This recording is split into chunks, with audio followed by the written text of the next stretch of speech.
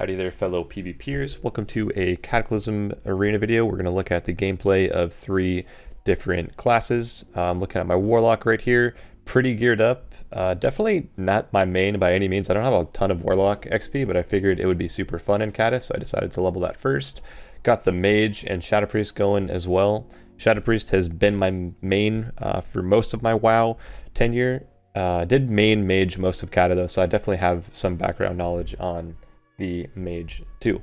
Let's just hop into the Shadow Priest first. People definitely know me for playing this. I mean, my YouTube is literally called Stop SP. Pretty hard to change it at this point, but we're going to stick with that. In Cata, this has got to be one of my favorite iterations of Shadow Priest. You have really effective burst. Your utility is like game changing. You can save your teammates in so many different ways. Able to life grip the trap there. Unfortunately, the decay grips him back into the trap, which I thought was a nice play by him. You have a very short cooldown on fear as well. So your psychic horror is going to be an 8-second fear on a like 23-second cooldown. Feels like you can pretty much land a fear every stun DR and make really good swaps if you're playing with like a rogue or a feral or something. Yeah, not to mention that MD has no cooldown. It's a very short cast. That feels super strong. Definitely one of the pros of SP is your utility, keeping your team alive, and also getting effective CC and damage when the time is right. I think the damage is probably something that isn't highlighted enough from SP. I don't really queue into a ton of SPs, and I think when I fight people, they're like kind of caught off guard by my Archangel burst. So here we're just going to do the 3 Mind Spikes into a Mind Blast and just completely like 70-0 a warrior. That was definitely not expecting it. So if you can play a more like setup oriented comp such as like Mage Shadow Priest or Rogue Shadow Priest, you can find ways to ensure that you get your burst off so you don't get kicked and get those big one shots. Like I just took out a Mage there doing like 60k damage in just a few seconds. Pardon me.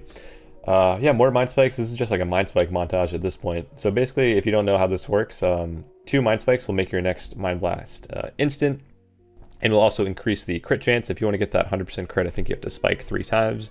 Mind Spike itself deals pretty good damage. But then once you, I think, dump that Mind Blast, ideally you put your dots back up because you get a buff increasing your periodic damage as well.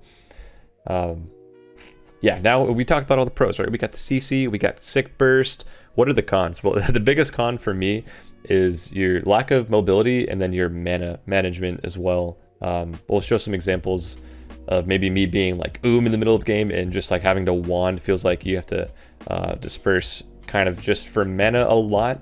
Disperse is a very strong defensive, but if you're not using it properly and you're not deathing on cooldown, which I'm sure I'm not doing in this video at all because I'm not used to it, you will struggle a little bit.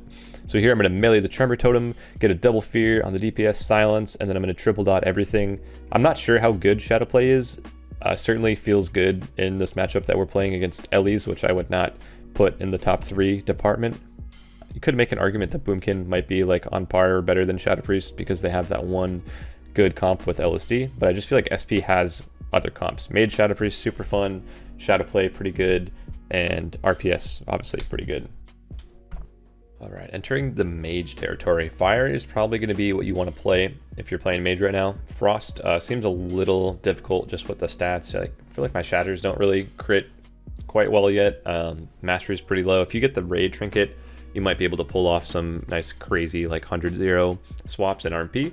But for now, we're just going to play Fire. Advantages of Fire: great mobility, good survivability, instant CC with the DB ring or the yeah, just DB in general. It seems like crazy. It has an awesome range here. I'm going to DB Sheep the Rogue. Shaman is going to get bashed by my little bear friend over there. And I'm just going to block this fear, run behind the pillar. Can't get kicked back here, so we get the full Sheep.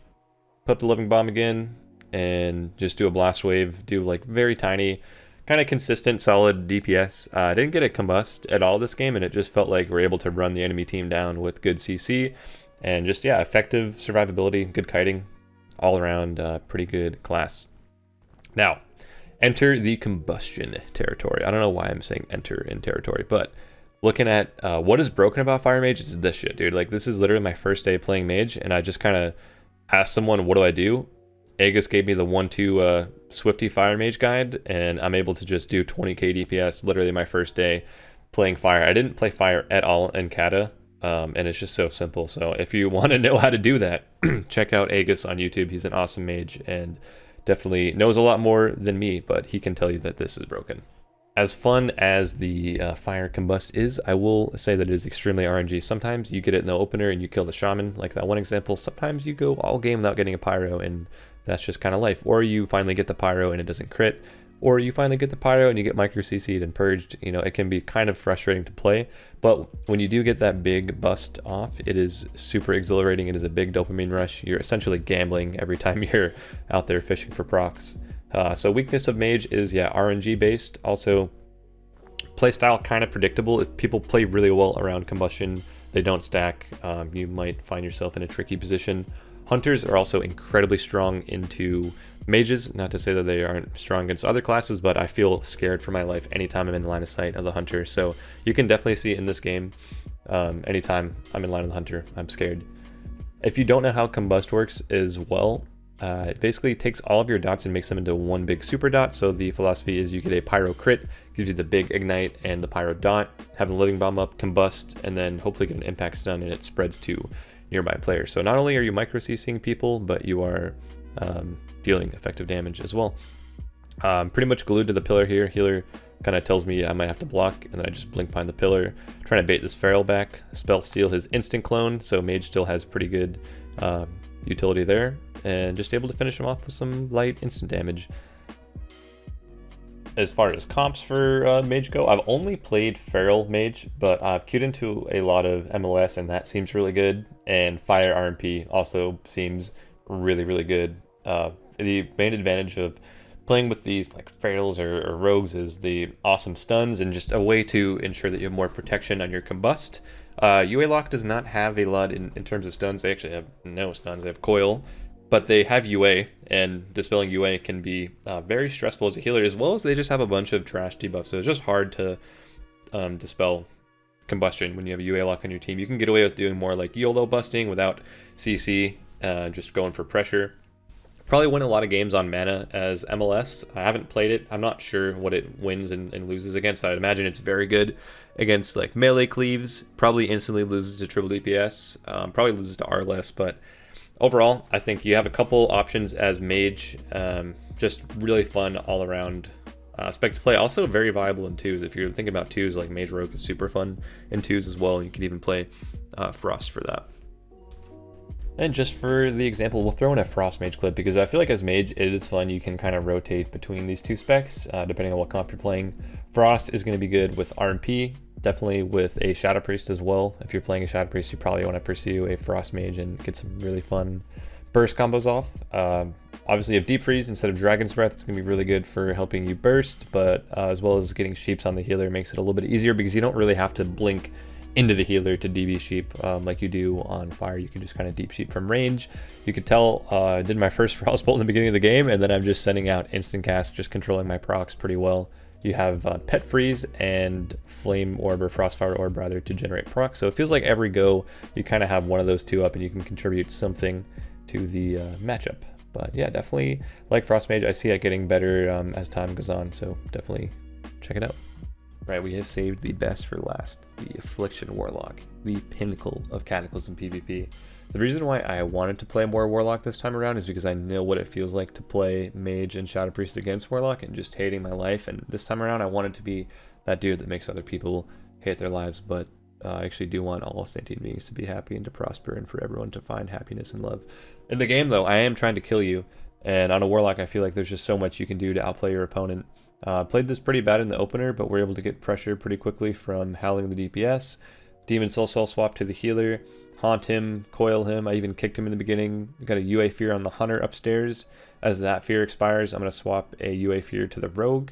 UA is your Unstable Affliction. It is your best dot, and also, well, the reason why it's your best dot is because it actually will deal damage to the healer and silence them for 4 seconds if they dispel it. So imagine if the shaman tried to dispel UA right now, as the hunter's at like 20%, the shaman's at 30%, he might just instantly flop. It's really good. We call it dispel protection because he obviously is scared to dispel it, but also if he does try to dispel it, there's a good chance that he's going to get the UA instead of the fear. Now it makes fear feel really good and OP because while you're controlling the enemy team, you are simultaneously peeling your team from dying, but also creating good swap opportunities. Like if we look at how far the rogue and hunter get feared in some of these games, it can put them out of position. It'll let our dots tick up a little bit, and also more importantly, lets the stun DRs come off of them so that we're able to swap back to them. As far as pros or like negative aspects or maybe reasons to not play Warlock, it is a little bit of a slower pace, I think, than most people are used to. For me, as a Shadow Priest player switching to Warlock, I had a little bit of issues trying to figure out like how to play with my port, my pet positioning. Like pet management, it's almost like you have to be aware of another player on your team, trying to figure out who to keep your pet on, definitely what to kick, but also trying to keep the pet alive seems like a struggle as well. Soul Link reduces your damage taken, but transfers a ton to your pet as well. It just feels like there's so many different buttons to press, and every button is super impactful. I feel like I'm not very good, but every day I'm getting better, and I think that feeling itself is very rewarding. And anytime a class has a lot of nuance and complexities, there's just more room for growth, and I think learning ultimately is fun, and that's definitely why I'm enjoying it. I feel like on Shadow Priest right now, I can definitely learn how to play better, but there's also matchups where I just feel like I have no chance, where as if I'm playing Warlock, and especially if I'm playing RLS or Feral Lock Shaman, I feel like almost every game is winnable unless it's triple DPS, and I feel like there's just always something I can do better, and it's fun trying to identify what I'm doing wrong. And yeah, if you think, hey man, I'm watching this video and I noticed that you were picking your nose instead of doing this, you can say that shit, and I won't care. I will definitely try to get better in any way I can. One thing that's been really helpful for me, and especially making this video, just watching all these little mistakes I'm making, yeah, it's just watching your own gameplay back, trying to learn the pace of the game, also watching players that are better than you. So if I watch a player like Chanimals, I can just think like, holy shit, how does he actually do everything the way he does it? I feel like all of his globals are so efficient, and he kind of has just a really good grasp on the game, which is crazy because Cataclysm like just came out, and I feel like he's already kind of mastered it, even though he's been playing, you know, Warlock at the highest level for a long time. So if you are going to make a class, I feel like, or a caster class, you do have to make a Warlock. You're just going to have so many more comps to play, just good survivability, good mobility, good damage, really fun toolkit. Probably the best animation in the game is Shadow Flame. So if you're looking for just animations alone, Warlocks do look very spooky. You're always going to be in demand. It's going to be pretty easy to find teammates to play with, or if your friends have alts and you're looking to just get better at a class, you can almost log in and queue any comp as a Warlock and have some fun. Definitely recommend playing with a Shaman Healer though. Like I said, Mage and Shadow Priest are just kind of limited in terms of the comps that they can play. You could probably play double lock and it would be better than Shadow play, honestly. I'm not quite sure, but we'll have to test that out sometime. I don't know if I have much else to offer in this video. I hope that everyone enjoyed watching it. Let me know if you enjoyed the video, what you want to see next, what classes you'll be playing. Yeah, I mean, you can even let me know what you had for breakfast. We can have an open dialogue, like we're all in this together, and at the end of the day, man, this is crazy. PvP is so much fun. Hope you are enjoying it as much as I am. And I'm just gonna stop talking now because I'm just like in my room by myself, and my cat is like looking at me right now. It's kind of